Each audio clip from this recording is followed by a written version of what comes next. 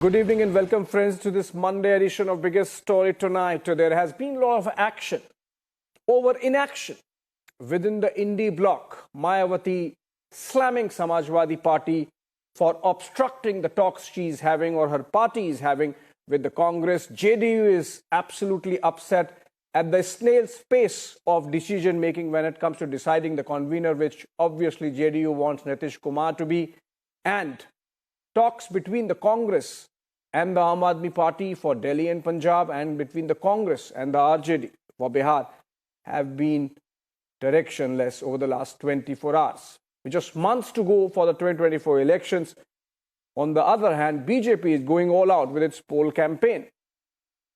Have you seen what's happening in the opposition space after the Congress deferred the appointment of Nitish Kumar as the convener? His party has now hit out.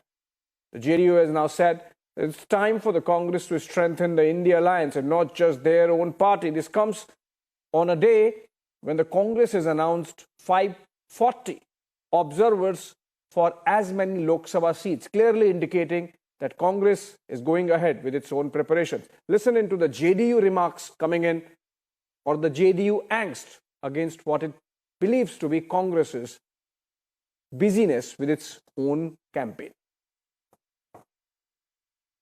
हमारे साथ JDU के वरिष्ठ नेता केसी त्यागी आयु ने से बात करते हैं और जानते हैं क्या कुछ कहेंगे। जिस तरीके से सर गठबंधन को लेकर जिस तरीके से बयानबाजी हो रही है, क्या कुछ कहेंगे? आपका भी बयान सामने आया, क्या कहेंगे? नहीं, मेरा बयान गठबंधन को मजबूत करने के लिए, उसके अंतर विरोधों को उजागर करने के लिए नहीं है। जैसे श्री अधीर रंजन चौधरी कांग्रेस के नेता ने पश्चिमी बंगाल की निर्वाचित ममता सरकार को बर्खास्त करने के लिए दिया है, उससे तो भारतीय जनता पार्टी का पक्ष मजबूत होता है। हमारी चिंताएं गठबंधन को मजबूत करने की हैं, जल्दी सीट शेयरिंग की है, जल्दी कॉमन मिनिमम प्रोग्राम बनाने की है और जल्दी जनसभाएं करने की हैं। उसको लेकर के हम जरूर चिंतित रहते हैं। ये भी भ्रामक प्रचार है कि हम नीतीश कुमार जी को इसका संयोजक बनाने के लिए लॉबिंग कर रहे हैं। हमने किसी भी स्तर पर किसी पार्टी के नेता से इस तरह की लॉबिंग नहीं की है। वो इस गठबंधन के निर्माता हैं, प्रोड्यूसर हैं और संयोजक के पद से बड़े हैं। और यूं भी भारतीय राजनीति में 2, 3, 4 जो अतिरिक्त प्रतिष्ठा वाले नेता हैं, he is one of them. Sir, अगर बिहार की बात करें तो आरजेडी से बैठक हुई, लेकिन जेडीयू से कोई बैठक नहीं हुई, कोई सीट शेयरिंग को बात नहीं हुई। जेडीयू का तो स्पष्ट मत है, साफ है उसका स्टैंड।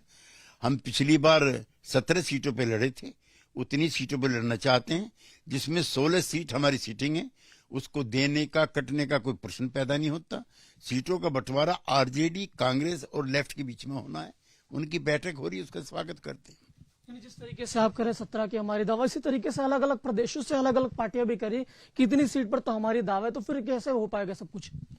हम क्या, कोई भी पॉलिटिकल पार्टी अपनी सीट छोड़ सकती है क्या?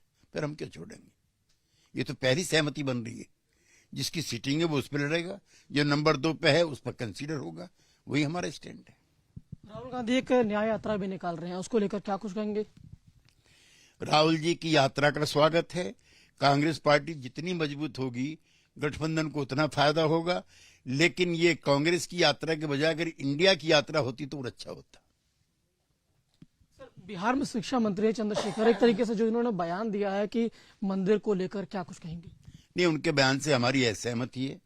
भगवान हमारे आराध्य हैं, पूजा के केंद्र हैं और जो प्राण प्रतिष्ठा हो रही है उसका भी हम स्वागत करते हैं।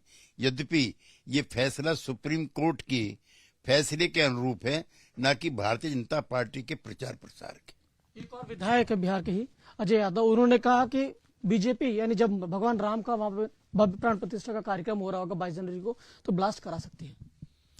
इस तरह के संदेहात्मक बयान प्रचार के लिए दिए जाते हैं, इसका वास्तविकता से कोई रास्ता नहीं है। इस तरह का बयान श्री गिरिराज सिंह भी दे चुके हैं, उसकी भी आपको निंदा करनी।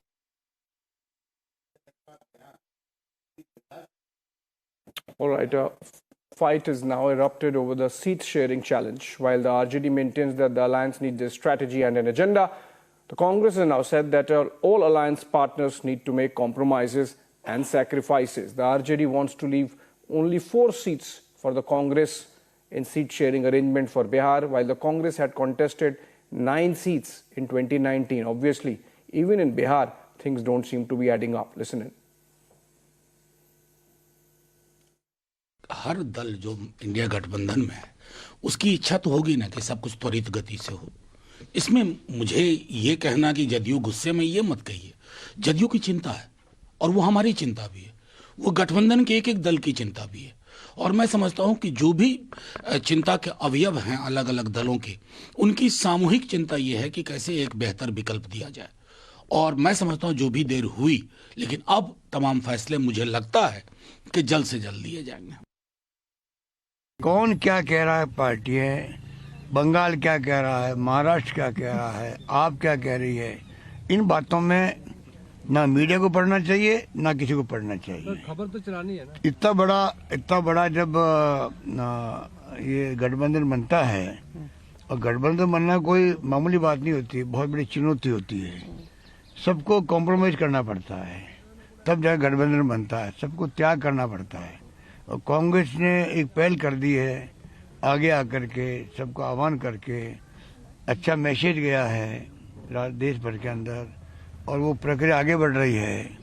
आज दूसरा दिन है जब हम मीटिंग करने जा रहे हैं, तो मैं उम्मीद करता हूँ कि धीरे धीरे कई प्रॉब्लम आएगी हमारे सामने भी आएगी, उन पार्टियों के सामने आएगी। क्योंकि पार्टियों के साथ में वहाँ के जो नेता होते हैं, कार्यकर्ता होते हैं, वो भी कन्विंस होने चाहिए, तभी तो गठबंधन का फायदा मिलेगा।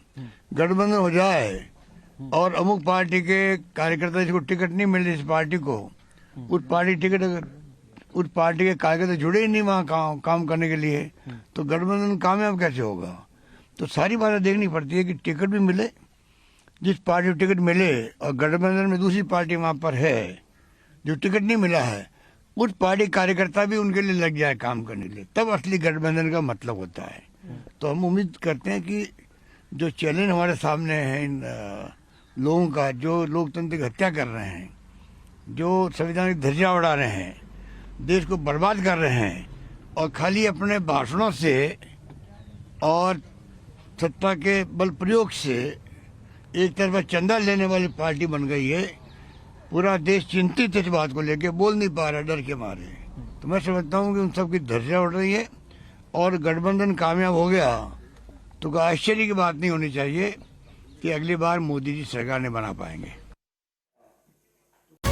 Brace yourselves for a revolutionary leap into the world of news with the Republic World app. We are not merely presenting a news app. We at Republic TV are ushering in a new era of digital news consumption.